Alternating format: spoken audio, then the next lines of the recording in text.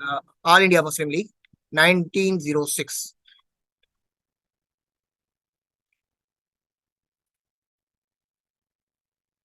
कल हमने last time जो है 1833 से, जो लास्ट लेक्चर था, इवन 1773 से जो एक्ट थे, हमने 1909 तक के एक्ट पढ़े थे।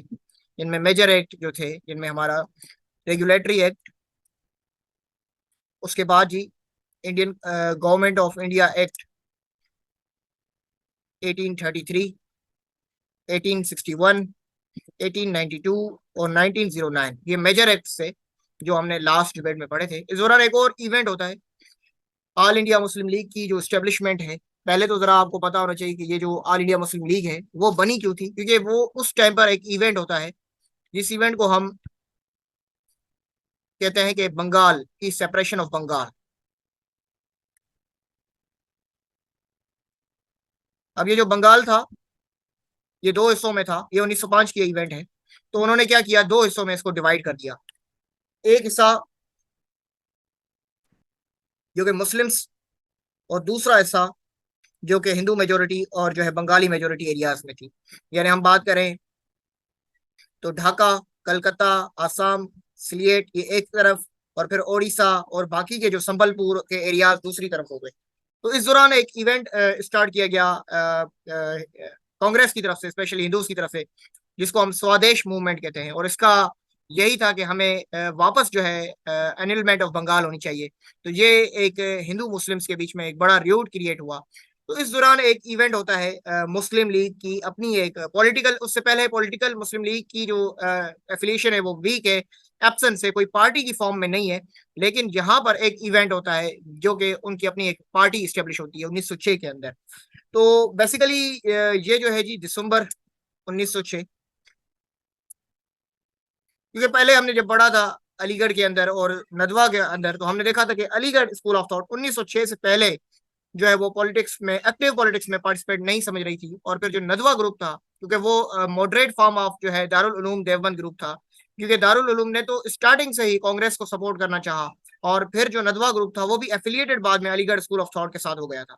लेकिन ये जो दिसंबर 1906 के अंदर एक जो है all India Muslim Mohammedan conference होती है, इस कॉन्फ्रेंस के अंदर जी पहली बार एक जो है मुस्लिम की पार्टी का आगाज होता है, जो कि नवाब वकारुल मुल्क की तरफ से सजेशन आती है कि हमें एक जो है इस एक मुस्लिम्स की अपनी पार्टी हो, ताकि हमारे जो अपने राइट्स हैं वो हम जो है वो रख सकें ब्रिटिश गवर्नमेंट के सामने। तो इसी एक रेजोल्यूशन को जो कि सजेस्ट की नवाब वकारुल मुल्क की तरफ से, इस रेजोल्यूशन को पास किया जाता है नवाब सलीमुल्लाह खान की तरफ से। इसको रेजोल्यूशन मूव होती है नवाब सलीमुल्लाह खान ऑफ ढाका। तो इसके बाद हम देखते हैं कि इसके ऑब्जेक्टिव्स क्या थे। ऑल इंडिया मुस्लिम लीग तो बनी, लेकिन इस मुस्लिम लीग के बनने का क्या ऑब्जेक्टिव्स थे। पहला ऑब्जेक्टिव ये था कि यानी हमें प्रमोट करना है, किस चीज को हमें प्रमोट करना है, मुस्लिम्स ऑफ इंडिया की जो फीलिंग्स हैं ब्रिटिश गवर्नमेंट के, ताकि वो जो है हम लॉयल हैं। क्योंकि हमने देखा था एक इवेंट 1857 के बाद कि जो मुस्लिम्स थे, ब्रिटिश गवर्नमेंट ने उनको जो है डिसलॉयल कंसीडर किया और फेवर की हिंदू को। तो sir Syed school of thought का ये एक परसेप्टिव था कि हम जो है अपनी लॉयलिटी को जब तक साबित नहीं कर सकते ब्रिटिश गवर्नमेंट को, तब तक हमारे राइट्स या हमारी जो एग्जिस्टेंस वो एक समझो कि वो इंडिया में कभी भी वो सिक्योर नहीं रह सकती। तो इसलिए इनका यह था कि हम पहले तो एक लॉयलिटी प्रूव करेंगे कि हम जो है कोई एंटी स्टेट नहीं है, और फिर जो रिमूव करेंगे मिसकंसेप्शंस को जो कि हिंदूज की तरफ से क्रिएट किए गए हैं। उसके बाद जी हम क्या करेंगे, हम प्रोटेक्ट करेंगे, प्रोटेक्ट करेंगे और एडवांस करेंगे, यानी अपने जो हुकूक है मुस्लिम्स के पॉलिटिकल राइट, उनको जो है हम ब्रिटिश गवर्नमेंट के सामने आकर रखेंगे। और फिर हम हमारी जो नीड्स हैं वो भी रिप्रेजेंट करेंगे गवर्नमेंट में। उसके साथ साथ हम ये भी जो है करेंगे कि जो मुस्लिम्स इंडिया के हैं उनके खिलाफ जो हॉस्टिलिटीज हो रही है उसको कैसे कम किया जाए हिंदूज की तरफ से।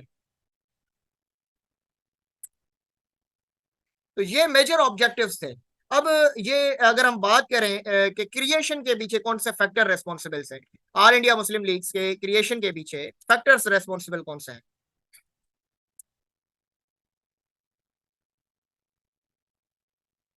सबसे पहले अगर हम बात करें, डॉक्टर के अजीज कहता है कि चार फैक्टर्स है इसके पीछे।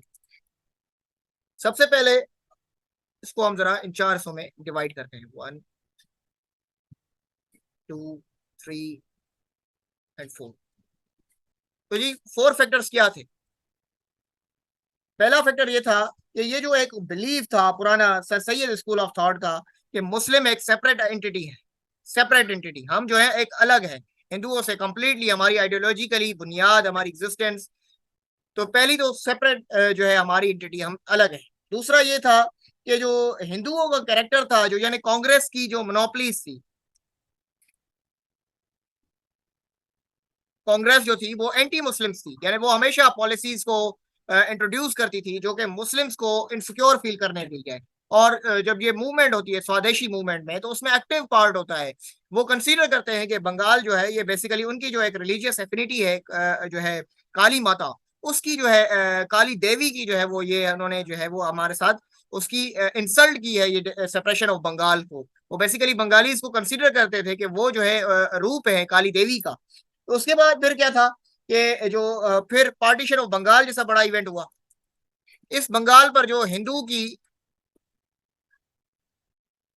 रिजेंटमेंट थी, तो तीसरा फैक्टर सबसे बड़ा, रिजेंटमेंट ऑफ हिंदू।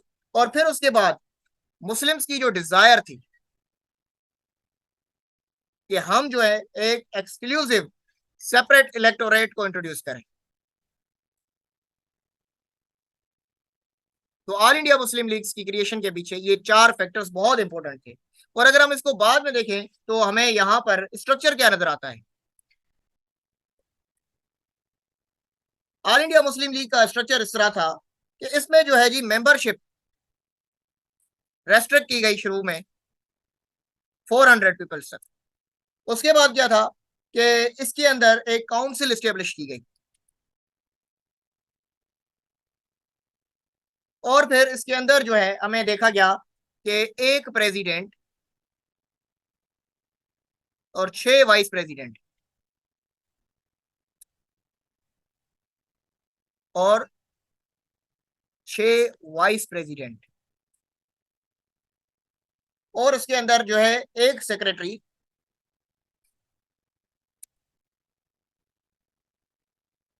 और उसके साथ जो है 2 ज्वाइंट सेक्रेटरी हुआ करते थे।